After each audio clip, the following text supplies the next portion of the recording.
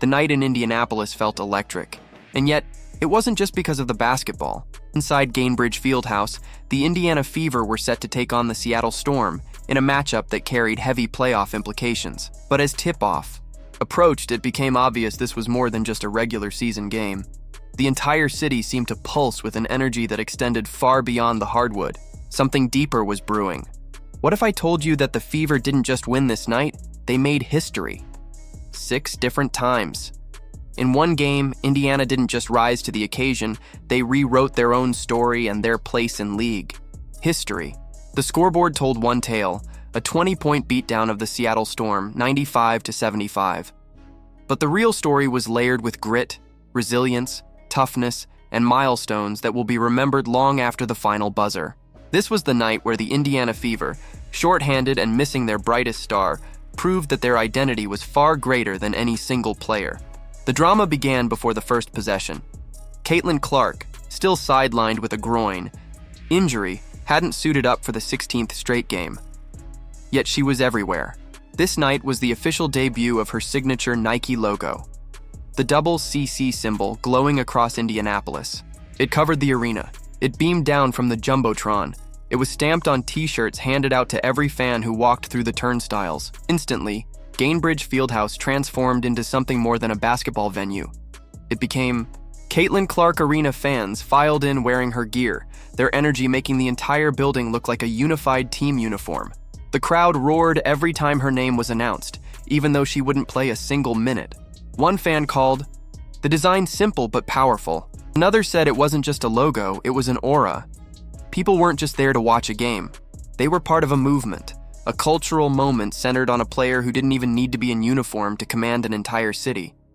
And yet, beneath the glow of Clark's brand, a far harsher reality lingered. She wasn't the only one sidelined. The Fever entered the game missing 5 total players, a list that stretched beyond Clark to include Sophie Cunningham, Chloe Beebe, Sydney Colson, and Arie McDonald. 5 absences, 4 losses in their last 5 games, and a playoff race that had already tightened to a razor's edge. Indiana was clinging to hope. Another stumble here could have buried them deeper in the standings. That tension weighed heavy. But instead of cracking, the Fever rose. From the opening possession, the tone belonged to Indiana. Odyssey Sims tracked down the jump ball and immediately attacked the rim, laying it in as if to announce that the Fever weren't waiting around. Moments later, Kelsey Mitchell buried a corner 3, a shot that didn't just open the scoring, it etched her name into franchise history. With that basket, Mitchell officially set a new record for most points in a single season by any Fever player, passing Caitlin Clark's mark from the year before. That moment alone would have been enough to make headlines. But this was only the beginning. The night wasn't without its scares.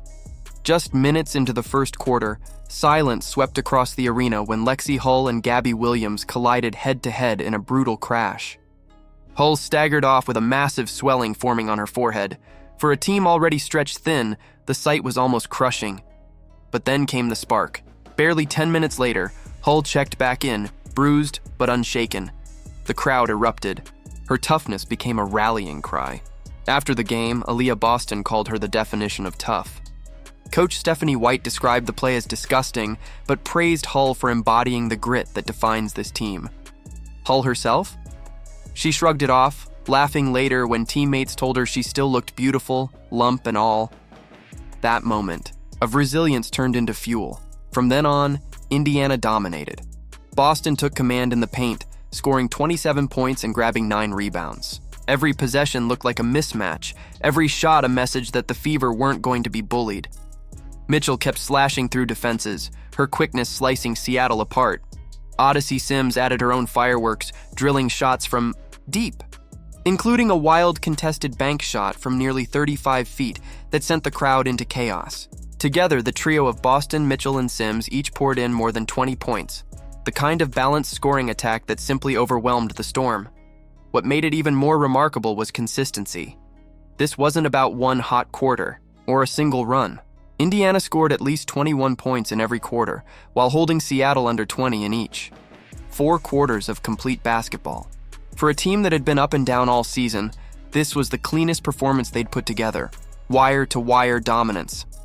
And hidden inside that dominance were the 6 records that would define the night. First came Kelsey Mitchell.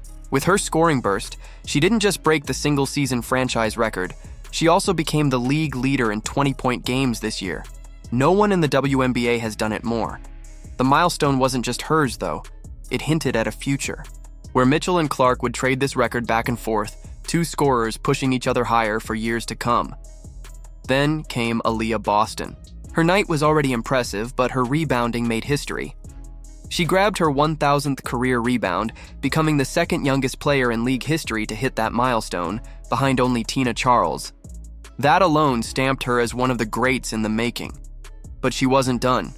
Boston also became the second fastest player in WNBA history to reach 1,000 rebounds and 350 assists, joining only Candace Parker in that category. The company she now keeps is staggering.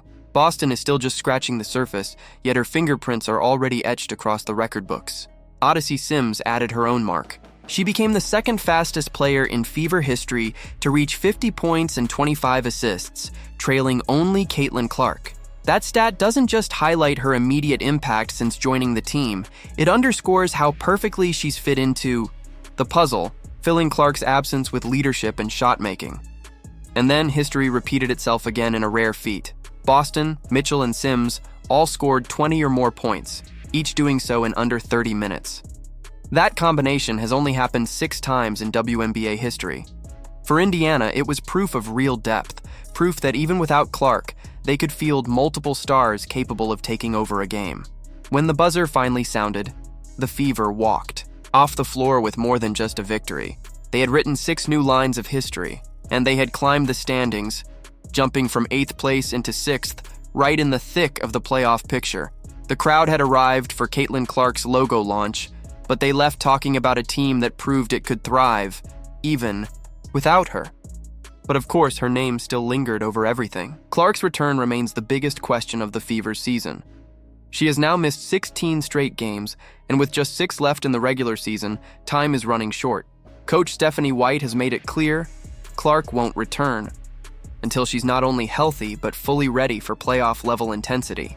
That means not just endurance but contact, playing the full length of the floor, absorbing bumps, and pushing through fatigue. The team isn't interested in a half-measure return. They need her at full strength, and if she does come back, imagine what this group becomes. Boston already dominating the paint, Mitchell scoring at will, Sims providing veteran firepower, Hull's toughness. Add Clark's shooting range and playmaking vision, and suddenly defenses have nowhere to hide. Opponents would be stretched thin across the floor, forced into impossible matchups. What we saw against Seattle was already history-making. But what happens when the Fever are finally at full strength? That's the future everyone is waiting to see. This night was about more than records. It was about identity. The Fever proved they aren't just surviving without Clark. They're thriving, they're building, and they're laying the foundation for something bigger. 6 records in one night isn't just a stat sheet, it's a statement. A declaration that this young team isn't waiting for tomorrow to make history. They're doing it now. And when Caitlin Clark finally steps back onto that court, this team might just become unstoppable. If you're fired up for the Fever, drop a comment below saying fired up for the Fever. Don't forget to like, subscribe, and turn on notifications so you never miss a moment of history being made. Because nights like this prove one thing. We're only at the beginning of what could be a dynasty.